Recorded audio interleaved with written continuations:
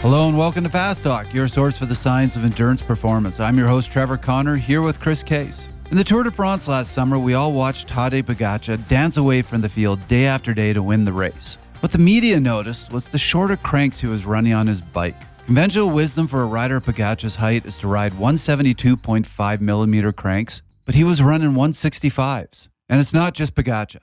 Wout van Aert also runs 165s, and Jonas Vingegaard has been seen on 150 millimeter cranks. So the question many cyclists are now asking is whether shorter is better. Here to help us answer that question is the gear master himself, Lennard Zinn, author of Zinn and the Art of Bicycle Maintenance. Lennard will talk with us about the decades of research he has conducted himself on crank length. He'll explain why better aerodynamics may best explain the move to shorter cranks, despite the lack of evidence in lab studies, and how having shorter cranks allow riders to more easily maintain a higher cadence, which is a real benefit in bike races. Finally, we'll talk about the impact shorter cranks will have on frame geometry. Joining Zinn, we'll hear from Julie Young, owner of Julie Young Coaching, elite triathlon coach Dr. Jeff Sankoff, host of the TriDoc podcast, world land speed record holder John Howard, and Fast Talk's own Andy Pruitt. So grab your measuring stick and let's make you fast. Lennard Zinn, welcome back to Fast Talk. It's a pleasure. Thank you. Today, go ahead, please, Trevor. Please butt in already. Okay. For any of our listeners, I have been stealing the lead-in from Chris, and so I said, you got this one, and then, yeah, you're right, I butted in. You did a little bit, but that's okay. I know. I will apologize and let That's you keep good. going. You've got good energy. That's good. Crank length is something it seems the entire cycling world is talking about, probably because Tadej and Jonas and Pidcock, shorter people, well, Pidcock's short, but regardless, they're running shorter crank lengths and everybody's talking about it. Should I be on them? Should I not be on them? What's the deal? It seems like no one's ever thought about this before, but you, Lennard Zinn, have been thinking about this for 45 years, testing them, talking to people like Jim Martin, who has researched this in a lab setting to understand how crank length impacts power, economy, aerodynamics, all of these things. And that's what we want to explore today. And I know you've written about this extensively, so let's have this conversation. If you wouldn't mind, give us a little bit of background on how much you've actually thought about this, the testing that you've done, and then we'll dive into a conversation about what it all means. Well, I already, before I ever even started racing, thought about it. It just, I have a degree in physics, and I guess when I got my first race bike, I suppose I was probably a freshman in college, but You were already 6'7", 6'8" at that point? 6'6". 6'6", okay. What's that? Yeah, what's that Levi metric? jeans, 31 waist, 40 length. My mom had Those to order must them have been special hard to they were hard find. to find. My mom had to order them from Sheplers in Oklahoma City. The only place you could get them. I mean, I grew up in Los Alamos, New Mexico. You can't not be interested in physics, I think, growing up there. And it just made sense to me. Like, why would I not get the longest cranks that are available? So I did on my very first race bike I had. Which were how long? 180s. 180s. Then, when I got my first really good racing bike, a Mazzi, that had 177.5s on it. And I, ride with buddies on it and they were good riders. And then but it bugged me that they were only 177.5 and I got 180s. And then the next day I was slaughtering these guys on the same climbs that I'd been on. And I certainly attributed it to the crank length. It was a placebo effect. There's obviously plenty of other variables that it could have been. Sure. But I had a very successful season that year, 1980. I won a lot of big races. I set the course record on Durango Silverton in the Iron Horse Classic. And I really thought the 180s were a big part of it. And then at the end of that season, I was named to national team, the Olympic development team. And Eddie Borisevich, Eddie B, did his fitting with me when I first came to the Olympic Training Center. And he was very impressed that I had 180s on the bike. And he said, "Oh, you're smart, Zinn." He says, "You should actually ride 180s for everything and 182.5 for time trial hill climb." And I said, "Well, they don't make any longer than 180s. He, "Oh, sure, they make. which they did not. So anyway, I stuck with the 180s for everything. Then, the bikes weren't made for it. And the bikes at the time, you had toe clips, and you had these Campagnolo quill pedals with toe clips on them, and they had very poor cornering clearance. The pedals did. And, in criteriums, I clipped my pedals a lot. I remember Davis Finney just, he and Bob Cook and I broke away and lapped the field in the Lammers Course criterium, and it has all these shallow bank corners that you really had to pedal through. And I'm like, clip, clip, clip. He's like, God, Lennard, will you cut that out? Anyway, then when I started working for Velo News, I really wanted to do something really thorough on it. And I thought, well, you got to do it in a lab situation. And the ergometers I was familiar with were the Monarch ergometers that they had at the Olympic Training Center, but that those had like Ashtabula bottom brackets. They had a non-standard. You couldn't just put a bicycle crank off a race bike on those things. And plus, they had the seat tube wasn't round. I think it was a square seat post that would go up, so you could raise and lower. Yeah, it. Exactly. And it was like vertical. It was set way behind the bottom bracket. But it went up vertical. So depending on how high you went, then you'd be either disproportionately thrown back or for shorter people, or way further forward than you normally would be for a tall person. And it was just all screwed up. And so so I decided I'm just going to make my own ergometer. That takes all the Monarch flywheel and the resistance strap and all that stuff. And so I made one then that took a normal threaded bottom bracket and had a 73-degree angle seat tube and had a super, super long seat post so that you could go up and down, but you'd be going up along on the correct angle for a bike. And then I made adjustable stem that would go way the heck out and back and way up and down, so that then you could actually test.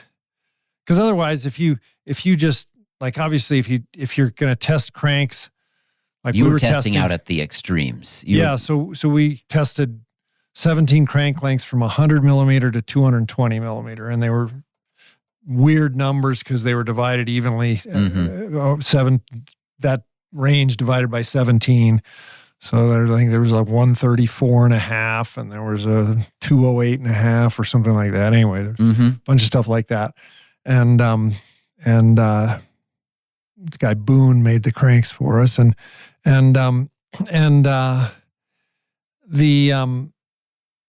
but if you just took and stuck them on somebody's bike,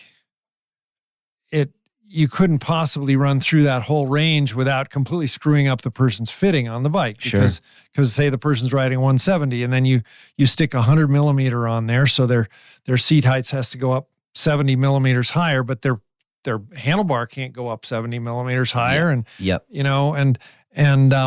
then similarly, you put a 220 on there, they're not going to even be able to pedal straight without their pedals hitting the ground, much less turn. And then again, their saddle's way out down, and their handlebar can't come down that far. And so you had to have this thing very widely adjustable. And then we had all these riders come in just for weeks and weeks and weeks on end, very small, super talented woman rider, and then sort of a couple of mid-range height people, and then me on the extreme end. And then we just did an ergometer step test like they did at the Olympic Training Center, where you just pick a cadence that you're going to stick to, and then you do a certain amount of time at a given power. And so then if you could get through that, like it was 5 minutes, I think, 5 minute intervals. Yeah. You could get through that 5 minutes, then you up the power. So the resistance on the belt went up so that you were now going to go 50 watts higher. But you had to maintain the same cadence. But we made the cadence proportional to the crank length. In other words, we said, okay, if standard is going to be, I don't remember what we said, 90 RPM at 170, and then the 100 millimeter became, I don't know, 160 RPM or something, and the 220 became like 60 RPM. Right. And you just have to hold that cadence.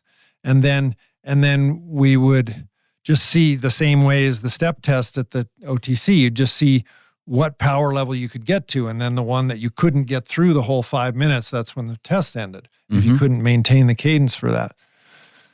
And so what'd you find? Well, what was interesting was that all of the riders, no matter what height they were, went the longest on the 220s, which totally surprised the crap out of me. This 5'2" Danelle Ballingy, Really? Yeah. And then that was the biggest thing. And we this is pretty early. We didn't have like the kind of thing you have now where you could actually record their heart rate and look at a graph afterward of everything.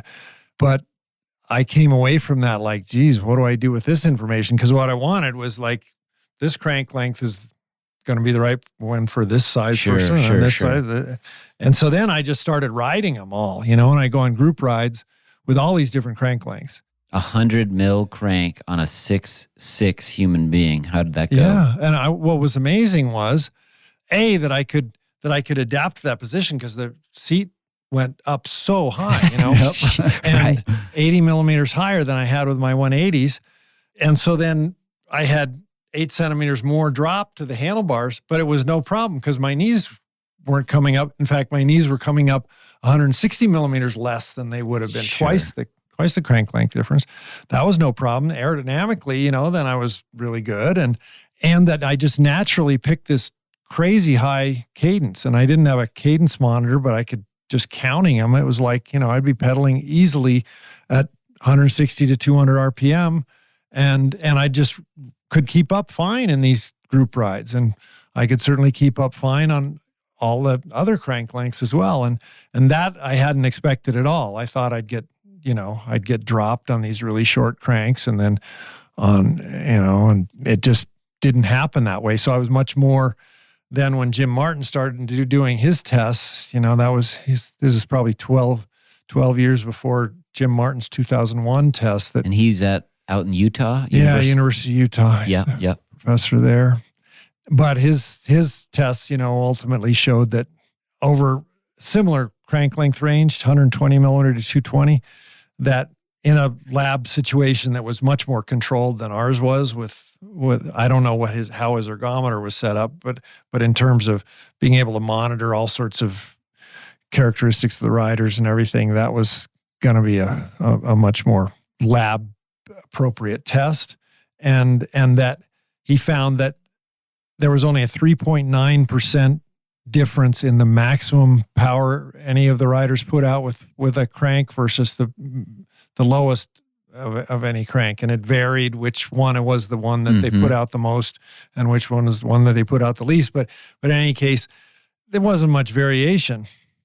So that's certainly what I've seen in the research. I mean, there hasn't been a ton of studies, but the studies that I have seen said within a range, so not including the extremes like a 220 or a 100, but in that kind of 140 to 180 length range, really they're showing just not that much difference. Yeah, exactly. At least so far. And I'm assuming that in all these cases, they allow the rider to self-select the cadence. Because if you can't do that, then it doesn't make any sense. Like if you're trying to big gear a 140 millimeter crank, that's not going to work, if you just naturally let your body pick what's going to pick for cadence, then yeah, you're always going to find that, I think. Before we go much deeper, let's hear John Howard explain why crank length is individual and why there may not be one optimal crank length. Lennard and I are good friends. I admire everything he's done in cycling and the bikes he's built. And we go back a long way, just like Andy. What I found is that it's a tough call. And I think you gotta do some testing, personal testing, to see if those short cranks work for you or you're better off on the longer ones. I run long cranks and I have never had any long-term issues with my knees. So I'm not sure what the answer to that is. Try them. Try the shorter ones, see if they work. Do some testing. Actually do some testing. That's the only way you're going to know for sure. What I found is that the shorter cranks did not work. I'm predominantly slow twitch, meaning slow muscle fibers, lots of white fibers, I believe. No, other way around, red fibers. What that means for me is that when I put shorter cranks on my bike, my heart rate starts climbing. So I get into a comfort zone with those long cranks where I'm not turning that many RPMs, but I think that means more power and slightly lower heart rate. So that's what I found. Personally, that's what I found. But I think it's important to know, are you fast twitch, slow twitch? What are you? Have you tested them thoroughly? That's another point. If you haven't tested them, then you're a sheep to the slaughter. You're going by what everybody says, oh, let's go short, let's go short. So I would say that do your own research and figure it out.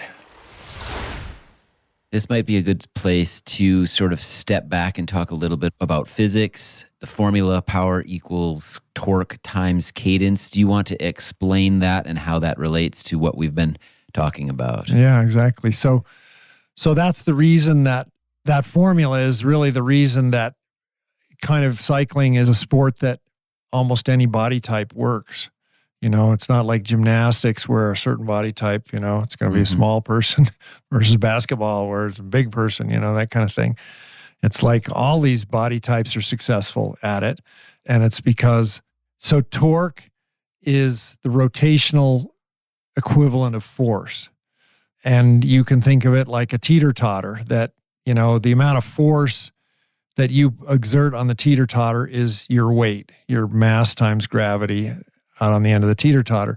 And you can lift a much bigger person if you're further from the fulcrum of the teeter-totter. The teeter-totter allows you to move the fulcrum.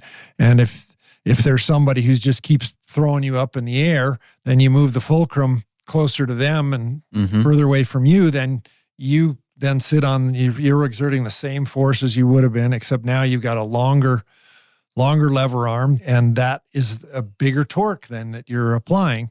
And torque is then the force times the radius. So in this case, the distance from your seat to the fulcrum of the teeter-totter. In the equivalent thing on a bike, it's the length of the crank. So then that's what allows you, if you think of then, so with a bicycle, yes, the fundamental formula for power is torque times frequency. Well, and frequency in cycling is cadence. It's the number of times per second or per minute or per unit of time that your cranks go around. And then the torque is the force that you're applying on the pedal times the crank length.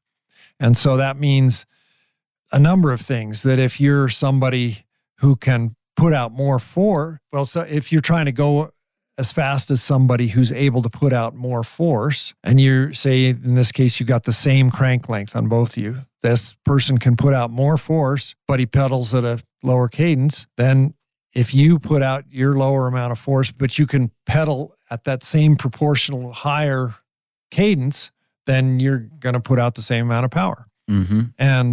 And similarly, then, if you are putting out less force and you get a longer crank and you pedal that at the same cadence as this other person, then again, you're going to have the same amount of power. So it's a incredibly equalizing thing. And the gearing of the bike is what allows you to take advantage of all these things. If we were all riding one speeds, then you couldn't take as much advantage of it. This might not be the right way to ask this question, but I think it might lead into some of the other categories of why crank length might be a consideration for people. Why are these pros right now changing and going to considerably shorter crank lengths? Well, I do have a theory, and not being in their heads or being able to talk with their physiologists who probably keep some of it secret, I think it's because it allows them to take better advantage of aerodynamics. That I assume that their testing that they've done with their top rider who, you know, say Tadej Pogacar or Jonas Vingegaard, that their testing shows that they don't lose much power, if any, by going to a shorter crank. Their cadence goes up, but their power stays the same or close to it. Even if it drops some. The fact is that if you then have your knee coming up so much less high that then you can fold your hip down more and be still comfortable. And so you can have your back more horizontal. You can be much more aerodynamic.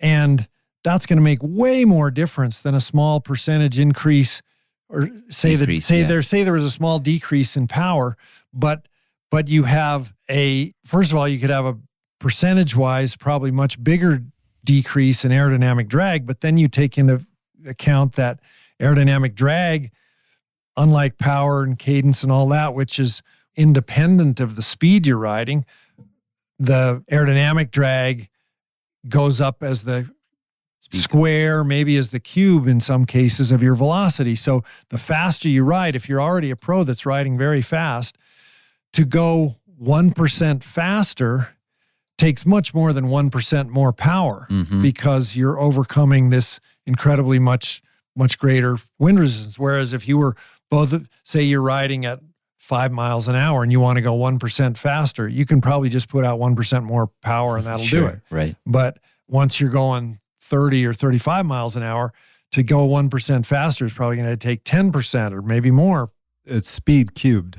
So everybody calls it speed cube. That's technically wrong. Well, I know for rockets and fast cars, it is speed cubed. Well, so no, it's relative speed squared times absolute speed. So it's relative to the wind, which is important. So why does absolute speed ever come in then? That just, it's been a long time since I did this formula. And I will tell you, I actually had a long argument with my biomechanics professor in class when we got to this. And I was making the point that it's not speed cubed. It's actually relative speed squared times absolute speed. And I won the argument.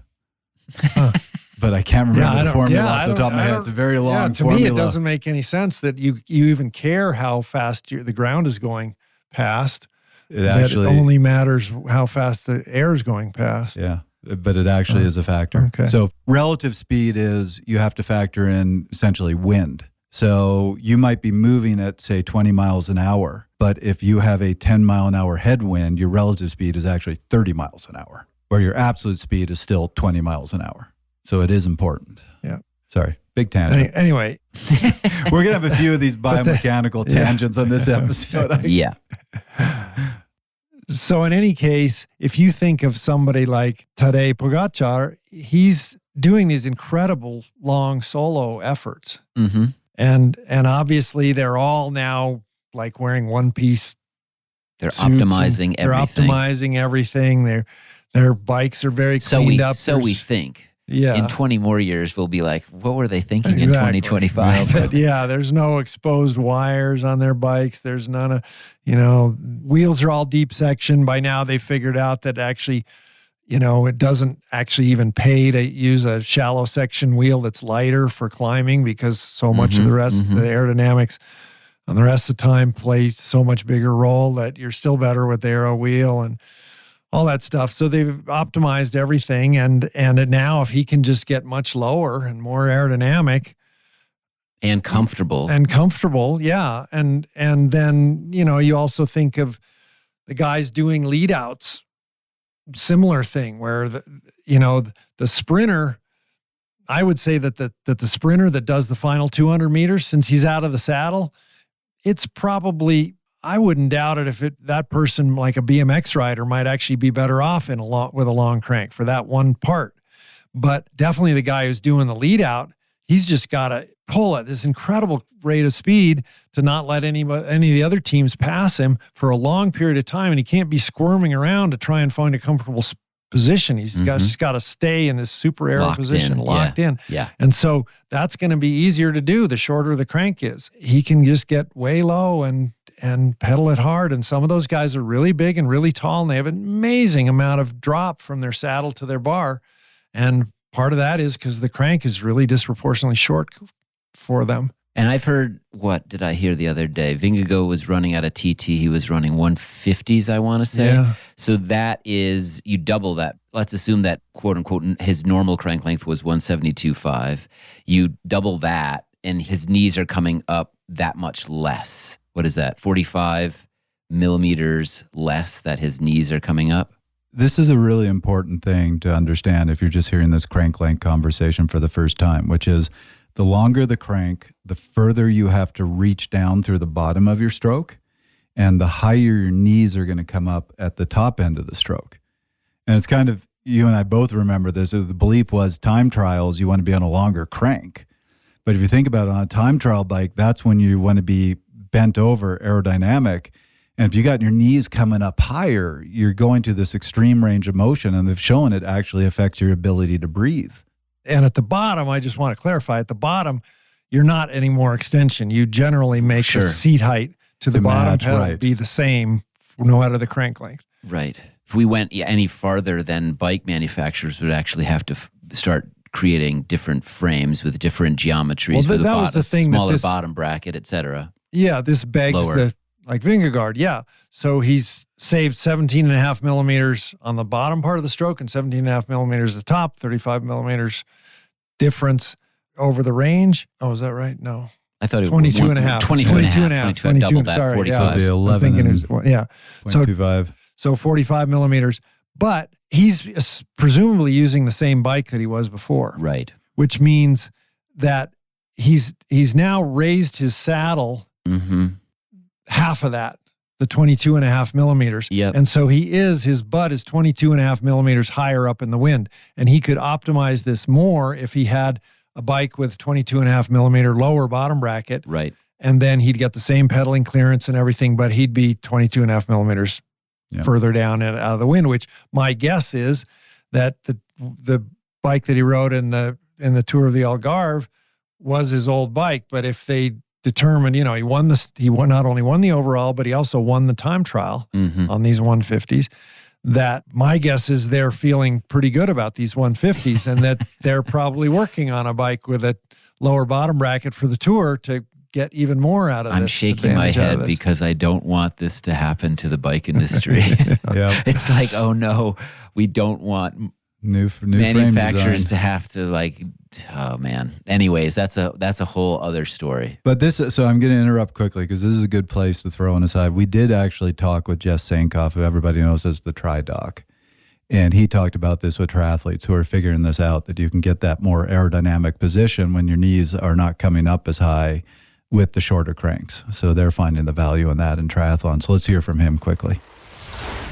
I think that crank length is important. I don't have a great handle on how important, but I definitely know that when it comes to being aero on a bike, crank length can really play a role. I know, for myself, I used to ride with 172.5 and I now ride on 155s. And having that much shorter crank length has allowed me to raise my seat and get my handlebars lower and have a much more aero position.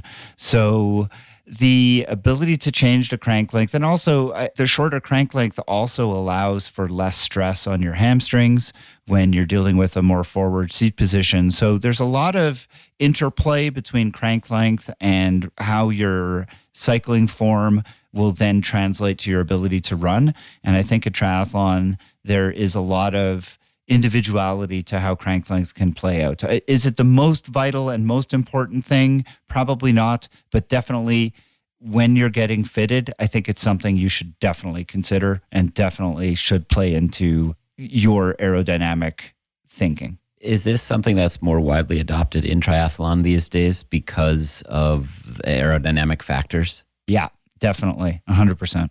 And I imagine part of the factor here is, on triathlon bikes, you are bent way over. You have a much tighter hip angle. So if you're on a longer crank, it's going to bring your knees up and you start running into issues of bringing your knees into your chest, into your gut, and affects your breathing, correct? Yep. And with a shorter crank, because your foot isn't going quite so far down, you could raise that seat, which allows you to lean forward more comfortably.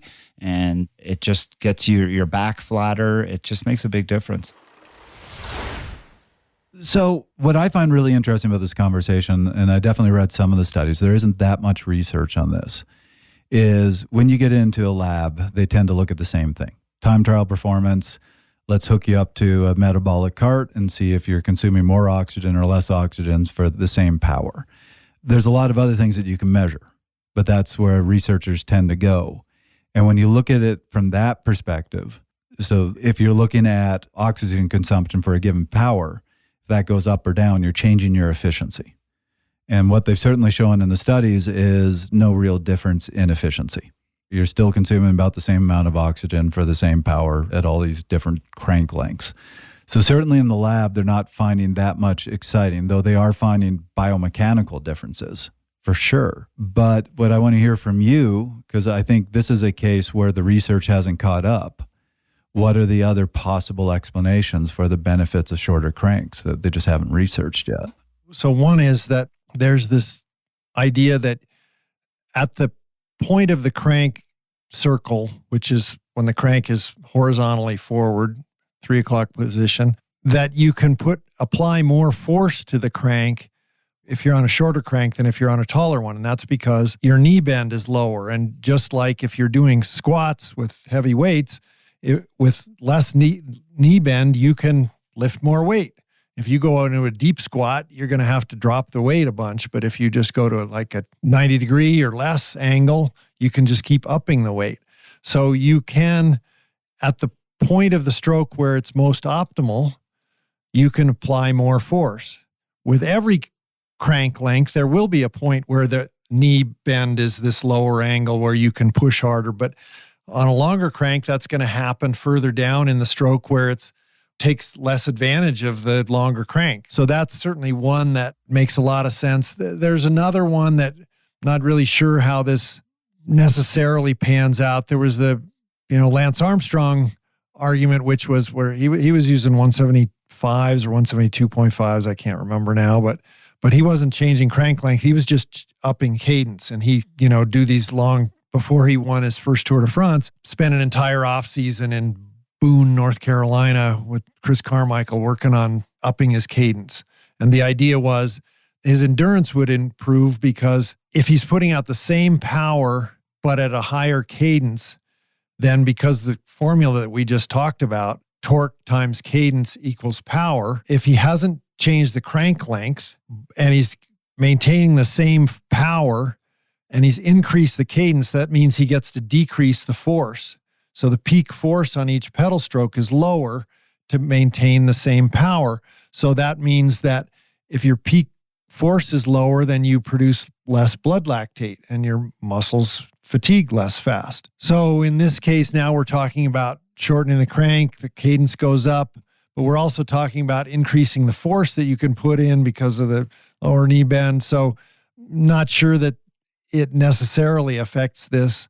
Doesn't that kind of contradict what you were talking about before we started recording, Trevor, about the most economical cadence is typically down like 70, 80? Any physiologist listening to this, please feel free to write us afterwards and go, Trevor, you moron. Yes, you know me. I'm please. usually more comfortable when I come in with a bunch of research and can just sit there and read from studies. I'm discussing a lot of this off the cuff, so I hope I have this right. But I think the idea when he's saying less lactate production, what they're suggesting is when he's at that higher cadence, he's recruiting fewer muscle fibers. Mm-hmm. Now, something really important for people to understand, you always hear the slow twitch, fast twitch muscle fibers. Those names were given because in the original studies of muscle fibers, they just found that fast twitch muscle fibers contracted faster. Mm-hmm. But it's caused everybody to think, oh, if my legs are moving slowly, I'm recruiting slow twitch muscle fibers. And if they're moving fast, I'm recruiting fast twitch muscle fibers. So then you logically think, oh, at a higher cadence, I have to recruit more fast twitch muscle fibers. Truth of the matter is, unless you're a track sprinter doing 190 RPM, all those cadences are slow enough that you can handle it with slow twitch muscle fibers. So what determines whether you recruit fast twitch muscle fibers versus slow twitch muscle fibers is the amount of torque.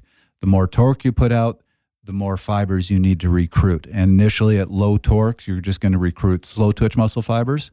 As the torque goes up and you need to recruit more muscle fibers, you're going to bring in the fast twitch muscle fibers. Fast twitch muscle fibers produce lactate. Slow twitch muscle fibers consume lactate. So that's why they're saying it keeps the lactate down, because I think their theory is at those higher cadences, you're recruiting less muscle fibers, so you're going to be more slow twitch muscle fiber. The one issue with the higher cadence, there's this factor that any researcher knows about, which is if you took the chain completely off the bike, so you're putting out no power into the bike, you're still going to use energy because muscles are moving. You've got joints where the bones are rubbing on bones. That's going to generate heat. So you are just in the actual motion. Pedal stroke motion takes energy. And just breathing and digesting and all the other things you're doing. And the issue is at a higher cadence, you got more of that movement on friction, the bones, more of the friction, everything else. You are consuming more energy at a higher cadence than a lower cadence, even if you had the chain off the bike and the power was not a factor at all. So that has to be factored in, and it actually is a significant amount of energy. So there is a cost of higher energy, and they've shown cost of higher cadence. Yeah. So the most efficient cadence is actually extraordinarily low. It's like around 40, 50 RPM. Cyclists make the sacrifice to do a higher cadence because if you're sitting in a field trudging away at 40 RPM and somebody attacks, they're going to be half a mile up the road before you get up to speed because you can't respond to that. And they have shown in pros that most efficient cadence, and again, it might be economy, but I'm just going to use efficiency, that most efficient cadence goes up. But they still ride at a higher cadence than what is optimally efficient. I think in pros, it's closer to like 80 RPM, but they still race at 90 to 100 RPM, willing to sacrifice a little bit of it's going to cost me a little more energy, but I can be more responsive in the race. And I think that was what Armstrong's team was looking at we're going to consume more energy over the course of the race. Got to make sure you're fueling correctly, but we're producing less lactate. We're not recruiting those fast twitch muscle fibers. You can be more responsive. So you look at the cost benefit and the benefits outweigh. That's the long explanation or my guess at what they were thinking. And touching on some of what you just said too, Jan Ullrich was his major competition at the time.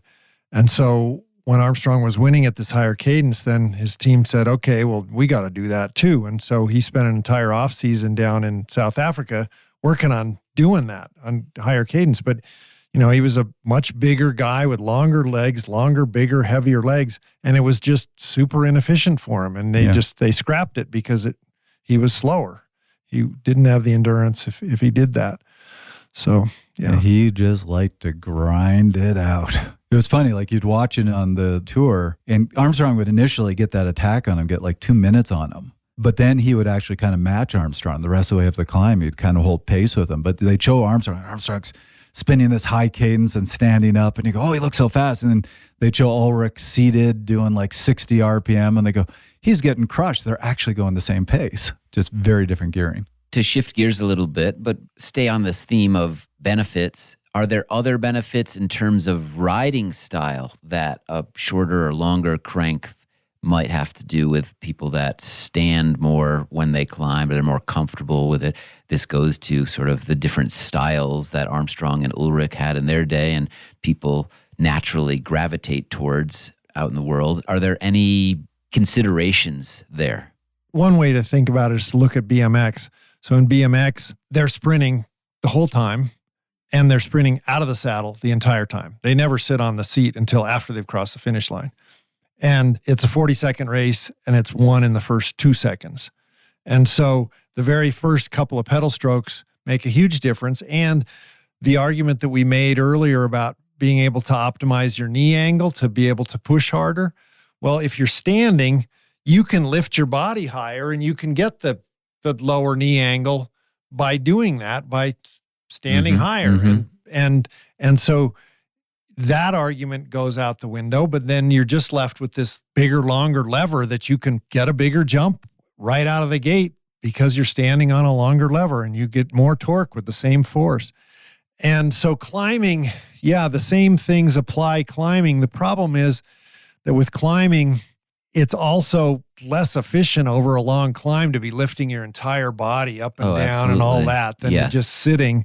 So, Richard Virenque, for instance, would always do these long climbs standing the whole time, and he went pretty fast, but there's a lot of other stuff going on there. Yeah, there's a lot of other stuff going on there. And so another thing that if we also think about this same lactate production thing where we say, okay, if you're doing a higher cadence, then you can minimize the recruitment of the fast twitch fibers and you can produce less lactate. Well, the same thing goes if you increase crank length and you maintain the same cadence, then you can do the same power output, but with lower force because you've got more leverage. And so that's doing the same thing as what we talked about with the higher cadence, where your peak forces are less, so you're not recruiting as many muscle fibers, you produce less lactate. So that's another argument then that goes in the favor of the longer crank. The BMX example is also a good one in the sense that, yes, they're going fast, so aerodynamics are important. But on the other hand, drafting just doesn't work in BMX because they're flailing around, throwing their bike back and forth. They're jumping over these jumps. If you try and stay right on somebody's wheel, you're going to end up crashing because you have no prediction of which angle they're going to end up, how they're going to land and where you're going to land relative to them. And then them throwing their bike back and forth. It's not like on the track where these seated sprinters are, spinning like crazy and they can go shoot off each other's slipstream. Did you not experiment with crank lengths within cyclocross races and draw any conclusions from that? Do you think that's relevant to this conversation? Well, the problem is it's what we kind of call a straw man test where there's one person, which was me. Yes. And for me, I was racing on 205 cranks in cyclocross. And in cyclocross, the whole shot is super important. It makes no difference in road racing who gets off the line first. And even in track racing, same thing. But it's a lot of acceleration in cyclocross, out of corner after corner after corner. After corner after corner. You're standing, getting up out of the saddle, sprinting, a typical course, 7-minute loop, you might have 10 almost 180-degree turns on it. And then you do that 7 times. Yeah. It's a ton of standing accelerations where you're going to be benefiting with a longer crank. And as long as your bike, in my case, I'm a frame builder, so I made my bike have, the 35 millimeter higher bottom bracket relative to these people having 170 cranks. And so I had no clearance problems and aerodynamics. I didn't worry about trying to be really low because being high, a little higher position on cyclocross is beneficial when you're handling in mud or sand or whatever, and you're not going that fast that it makes that much difference, the aerodynamics, compared to bike handling and sprinting out of corners and sprinting from the start are way more important than those things. So yeah, I think cyclocross is something that would really, there is significant benefit as long as the bike is designed for the longer crank, which is a huge caveat. Yes, right. And there's another thing, the UCI's been talking, there's riders pushing, some riders like Wout van Aert, pushing for a gear restriction in pro riding, that like what used to be with junior racing. And the idea is top end restriction. Top end gear restriction, yeah, where we have all these horrendous crashes and we want to be safer. So if the top end gear is lower, then Wout's argument is that on the descents, where what used to be a case where people wouldn't try and pass each other because they were spun out, they'd only be coasting, so they couldn't pass each other anyway. They wouldn't try and make these crazy passes in too tight of conditions with sharp corners. But now, if they've got, a 9 or 10 2-3 cog and a 54 on the front, they can still turn that at descending speeds of 50 miles an hour or higher. And then they could try and pass people and create much more dangerous situations. The thing that's interesting, though, about that is supposedly Wout van Aert has now switched, even though he's a very big guy, switched to 165 cranks himself. It plays entirely into the hands of the person on the shorter cranks because they can spin it faster. So if you're a gear restriction, if everybody has the same gear restriction, but you have a much shorter crank and you naturally are spinning at a much higher cadence, you can go faster. When you're descending, you can pedal at a faster speed than the guys with the longer cranks are. And so the gear restriction is also going to play out in the field sprints. And then it's also going to be beneficial for all the lead out men to have shorter and shorter cranks, because then they can still go just as fast as they're going now, but in a lower gear because their crank length is shorter and they can spin it faster. But they're going to have lower bottom brackets, and the frame manufacturers will start doing it, and it's going to mess everything up. Oh man! And all the number of SKUs at the bike shop, number of crank lengths available, number of different variations of frames. A serious question though: do you think that's the direction things are headed? Is this more than a few pros doing something? Is this going to change the bike industry in that way? Do you think? Well, given that can they make money off of it is the better question. If well, the answer is yes. I don't know if they can, because of the fact that then the production costs go so up, and the inventory costs and stuff, and all that. And particularly then for the bike shops that have to stock these things. But if you think about the equipment that road riders use, it's always 100% aspirational. Same with mountain bikers too. I mean, when cross-country riders started winning mountain bike races on 29-inch wheels, that was the wheel size. Everybody had to have a 29er. And then, now 27.5 is cool. Oh, okay, everybody's got to have 27.5. And the same arguments, I think, can go with wheel size about body size and smaller, just like crank length, shorter relative to whom? Relative to what? And just same thing, smaller relative to whom?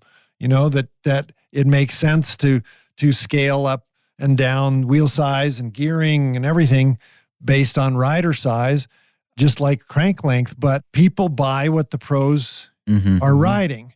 And it's why right now, try as SRAM might, people aren't using 1-bys on their road bikes, because pros aren't using 1-bys on their road bikes. When they start doing that, then 1-bys will start selling on road bikes. But now they just sell on cross bikes and mountain bikes because it's aspirational. That's what people are winning races in those events on. And in triathlon is a good example. We just talked about that. There was a time when triathlon, 26-inch wheels, that's the size. And everybody got 26-inch wheels. And everybody believed in them. And then people started winning on 700C wheels, and now you never hear about it at all. There was whole companies. Quintana Roo is one that started completely based on the 26-inch wheel size. And so whether it actually makes a difference or not is not really the point. It's who's using it and how much following they have. And then the manufacturers and the bike shops who stock the stuff will have to follow if that's where the dollars go. The one thing I would say a little bit differently there is not the manufacturers have to follow. I think the manufacturers love these sorts of things. Carbon fiber frames last a pretty long time now. So people are only going to upgrade their bike if they damage it, or their they bike discover is a new outdated event like gravel that's different than road. Yeah. So, or they have to buy a new frame because the crank length and I think the bike manufacturer is looking at it and going, I hope this becomes a real trend, because then everybody's going to need a new bike with a different frame geometries to fit the smaller cranks, and everybody's going to have to upgrade their bike. They love these things. Yeah, good point. I think this is also a really good point as you were discussing this and the fact that the frame has to be different. We asked Andy Pruitt about this, and his immediate response was, you have to factor in the bike fit. You can't just put the shorter cranks on. And so I think this is a good place. Let's hear from Andy now. So I would say that Dr. Jim Martin at University of Utah has done extensive work on crank length and performance, and he sees no connection between crank length and performance changes, even having different length crank arms on each side. It didn't take long before people were adapted to the differences. So, and my philosophy is that crank length is a bike fit tool used as necessary. Whether you need to go longer or whether you need to go shorter has to do with hip function, knee function, low back function. So I think crank arm length is a fitting tool, not to be looked at as a performance tool. So I kind of promised myself I wasn't going to bring this up, but I do think we need to bring this up. And this is where I'm going to get myself in trouble, because before we started recording, Lennard said, hey, Trevor, I want to hear your opinion on this. And he asked me this question. And then I went, wow, I've never thought about that. So you are going to be hearing a lot of stuff off the cuff with this. But you did bring up the fact that on shorter cranks, you can do a higher cadence. And I think it's important we address why that is. And hopefully we can give a good visual. But think about a spinning wheel. If you have a wheel spinning at a certain cadence, the further you are away from the hub, the faster the wheel is spinning. The faster the point is going. The point Yes. is going on the wheel. Yes. So if you have shorter cranks, so let's say you have somebody on 180 cranks and somebody on 140 cranks, they're both pedaling at 100 RPM, so same cadence. The person on the 140 cranks, their foot is moving at a slower speed. Doesn't have to travel as far. Right. So it is a slower speed. So that means that you can comfortably pedal a higher cadence, because what our legs notice is not really the cadence, but the speed at which our foot has to move. Right. Did I get that? Yeah, Okay. absolutely. And your body naturally does it. I mean, anybody can sort of think of it at the limits. You know, if somebody hands you a 500 millimeter crank, you can't turn that at 90 RPM. It's obvious, you will be able to get it around, and it'll take a while to get it around. And then somebody who gives you a 50 millimeter crank, you're going to be like, God, this is a crazy little toy. And you'll just spin it around. Every time you jump on your child's bike, exactly, and they've got really short cranks, you're just like, I feel like a clown in a circus right now, because it's just natural. So this goes back to that we were talking before about when we're talking like a 172 crank of 172.5, that pros tend to ride at a cadence way above what's most efficient. But what's most efficient is related to how fast your feet are moving, less about the cadence. So one of the theories we had about advantages of the shorter cranks is pros still want to ride at a high cadence so they can respond. But if you have a shorter crank, that should theoretically bring the optimal cadence much closer to what you're going to ride at in a race. So you might get the benefits of both a higher cadence and actually being a little closer to what's most efficient. That's working theory that we discussed for like 25 minutes before we went on air. Yes, but please It's a write. cool theory. We Please like write it. in and tell Trevor he's. Tell me I'm a moron. Yes, let's hear it. It was 20 minutes of thinking out loud, so I won't cry too much. So let's actually get to the big question here, maybe. What the action item for the listener out there? Who should be considering, if anyone, changing their crank length? And this goes for, well, are there people right now that are running 172.5s and all they do is time trials? Yeah, you might want to drop that. Or somebody like yourself, you're 6'6" and you're still on 170. What does a really big bike come stock from the manufacturer? Is that really not appropriate length for them? Like, who should be making changes to their crank length, and how should they be doing that? I think it has to do with your leg length, which is usually related to your height. Sure. Not always. Yep. And there's a bunch of bandied about theories about 10% of your height or 20% of your leg length or 40% of your tibia length. Your tibia, because you're not your femur length, because it used to be people worry about your femur length. Longer femur, you can use a longer crank. Well, yeah, but also that means you got a shorter tibia. If you have, Sure. if you got the same length legs, but more of it's in your femur, then your knees aren't going to come up as high. So if it's 40% of tibia length, then that's another way of looking at it. But in any case, I think it makes sense to look as a proportion of your size, not as they're winning races on these things. Yeah, I right. need that length. Just like they're winning races on 29-inch wheels and I'm a 5-foot tall woman, I need 29-inch wheels. That doesn't make sense. And so one of the things that I've seen in my business, people understand about leverage. They know that it's a lot harder to pull a nail out of a board with a claw hammer than it is with a crowbar. And my business has, for a lot of its life, it's now 43 years in existence. A lot of that time, most of my customers were really tall, 6'4" and taller. To those people, it just makes sense. Everything's been too small for them their whole life. And that it makes sense to have a longer crank. And then the idea that they have more leverage, they think they're going to go faster. And in my own experience, on just straight climbing or or like we talked about in cyclocross, yeah, absolutely. I think you go faster. But then when you consider all the range of cycling up and down and aerodynamics and getting out of the wind and everything, probably not really true.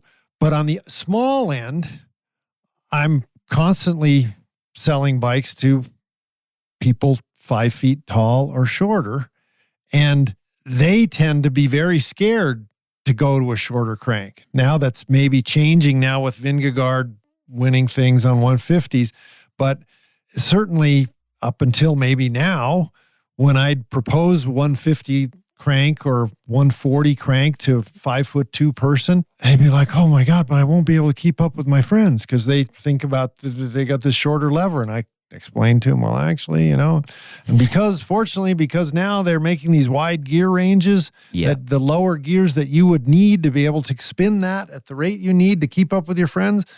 And then also when you pair it with a smaller wheel, then you automatically already have a lower gear, and they tend to be scared about the smaller wheels too. But the bike's going to work better for a 5'2" person with a 650B 27.5-inch wheel than with a 700C, because they won't have to have either the top tube so long or the front end laid out so far so that their foot won't hit the front tire. If you shorten the cranks and decrease the size of the wheel, then the bike ends up all being more proportional. The bike handles better, rides better. There's still good rolling resistance tires. It's a system. So, and it just makes sense. And then similarly with tall riders, that, we sell bikes with these 750D wheels, which is like a 36-inch. So there's 700C, which is the same as 29-inch for mountain bike. Then the next size up is 750D. Then there's 32-inch, and then there's 36-inch. So 750D is like a 29.5-inch. Okay. Maybe 30.5-inch. And when it's on a mountain bike. And then if the person's also using a longer crank, so the longer crank, then, they're pedaling at a lower cadence. So there's plenty of low gear, but not enough high gear. But if the wheel gets bigger, the gear gets higher automatically. So then everything evens out too. And that, in my mind, is the perfect world where crank length scales with person size, and so does wheel size. And then the gearing, the manufacturers don't have to come up with all these different gear ranges either. And it seems like we've made a good case that for time trial applications, shorter cranks are a good way to go. Absolutely. And I think we've seen that, like Filippo Ganna is like 6'4", and Taylor Phinney was another example. He was, I think they advertised him as 6'4", but he was quite a bit taller than me. He's probably 6'5" or 6'6", and he was using 175 cranks. Well, 175 crank for him, it's certainly shorter than the 165 for Tadej Pogacar is, and it's probably very similar to the 150 for Vingegaard. And so he's getting those same advantages the Vingegaard is getting, plus he's getting some of the other advantages that are lost to a big rider. A big rider is, in a time trial, is discriminated against by the UCI bike design rules, which limit how far the saddle nose can come forward and how far the tip of the handlebars can be ahead of the center of the bottom bracket. Well, that one really discriminates against tall riders. The not far enough forward one discriminates against shorter riders. But if the shorter rider now has a shorter crank, then they're more over the crank. That works out better for them. With the taller rider, because they're using this disproportionately short crank for them, then they can really drop the front end a bunch and effectively make the reach to the bar longer and get way low in the wind. And that's definitely the setup that somebody like Filippo Ganna has. Very good. Finally, let's finish this episode out by hearing from Julie Young, who reminds us not to just do what we see the pros do. I think it's interesting. It's kind of like anything else, we're lemmings, and, you see Pogacar going with the short crank length. So everybody's looking for short cranks now. And for me, there's some things that should go into that decision-making. Like, for example, is it advantageous for your event? So are you an Ironman athlete and you're in that you're trying to get a low aerodynamic position and you're trying to open up that hip joint? Or are you a mountain biker and maybe you're trying to get quick, powerful accelerations, reduce the rock strikes with the crank arm. But I also think what's super like almost overrides all of that is body type and physiology. And I know for myself, like I've, kind of come from years of riding and racing and always came with longer cranks. And I personally, like I'm a little bit like more muscular, kind of have a tendency to push bigger gears. And I tried to go with a shorter crank and I just absolutely hated it. And I really gave it time. I couldn't do it. And so I think body type is a huge part of that decision making. So if, maybe like just to use an example, you're a marathon runner, you're super spindly, you get your power through higher cadences and that aerobic capacity, then, that shorter crank might be good for you. But I think people that are, again, more muscular, have a tendency to push like lower cadences, I don't know if it would necessarily be a good fit. But again, I think it's, up for everyone to try it. But I do think rather than just doing it because Pogačar is doing it, kind of have some reason for that decision making. All right. Well, I think we've covered it all, Lennard. 45 years of research and thinking about cranks in an hour. How about that? Pretty awesome. You're getting more efficient at talking about this. That's true. I've never been short on words. Just one last thing, like we close out every episode, we do our take-homes. You get a minute to sort of summarize, give everybody out there the take-home message. You almost just did that, but let's hear it again. What's the message here? I think the message is to do what's appropriate for you, not what some pro is doing. And that if you're a small person, absolutely get a small crank. And if you're a big person, maybe those little cranks are too little for you that you see as a new trend.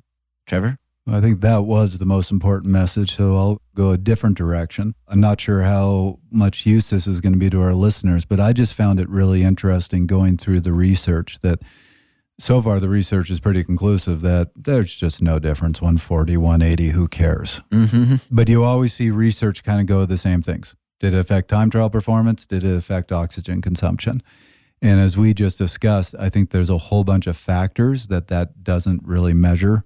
There's a lot of biomechanical factors. And probably the most interesting study I read looked at a lot of the biomechanical side and said, well, there was no difference in efficiency that we could measure. There were a lot of biomechanical differences. And in a lab for 20 minutes might not add up to much. You're racing the Tour de France, it could add up to a lot.